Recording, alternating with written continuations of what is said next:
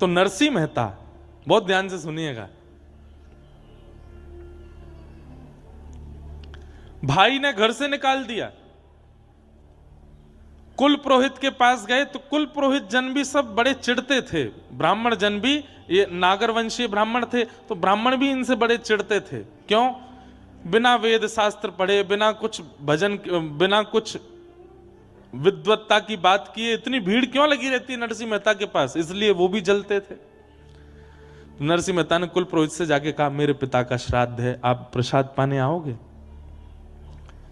तो कुल पुरोहितों ने भी कह दिया कि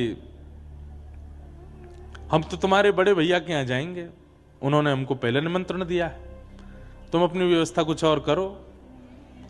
तो नरसिंह मेहता बेचारे ढूंढने लगे, अब मेरे यहां कौन ब्राह्मण आएंगे। किसी अन्य ब्राह्मण के पास गए तो उसने मन में विचार किया कि नरसिंह मेहता को इतनी बड़ी व्यवस्था बता दो कि अपने आप मना कर दे। क्या व्यवस्था बताई? बोले कि देखो नरसिंह, तुम्हारी छवि जो है वो पूरे जूनागढ़ में खराब हो गई है, पिता का श्राद्ध है और छवि बनाने का भी एक बढ़िया समय है। तो बोले क्या करना है? बोले तुम जितने ब्राह्मण हैं सबको निमंत्रण दो।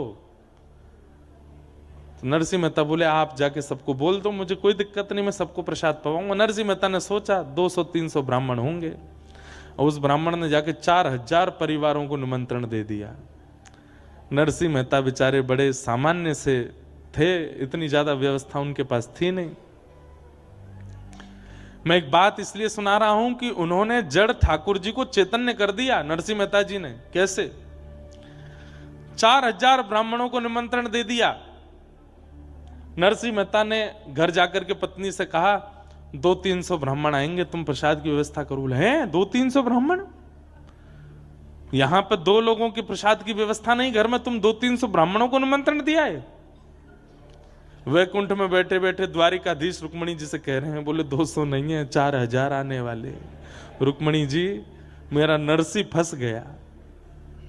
रुक्मणी जी बोली अब क्या होगा? बोले देखो आगे क्या होता है। नरसिंह मेहता जी बोले देवी 200 ब्राह्मणों की प्रसादी बनाओ। बोले कहां से बनेगी, हमारे यहां व्यवस्था नहीं। बोले मैं एक काम करता हूं, एक सेठ जी हैं वो मेरा कीर्तन कराते हैं, मुझसे बहुत प्रेम मानते हैं, मैं उनके यहां से थोड़ा कर्जा ले आता हूं और उससे हम 200 ब्राह्मणों का भोजन करा देंगे, जाओ।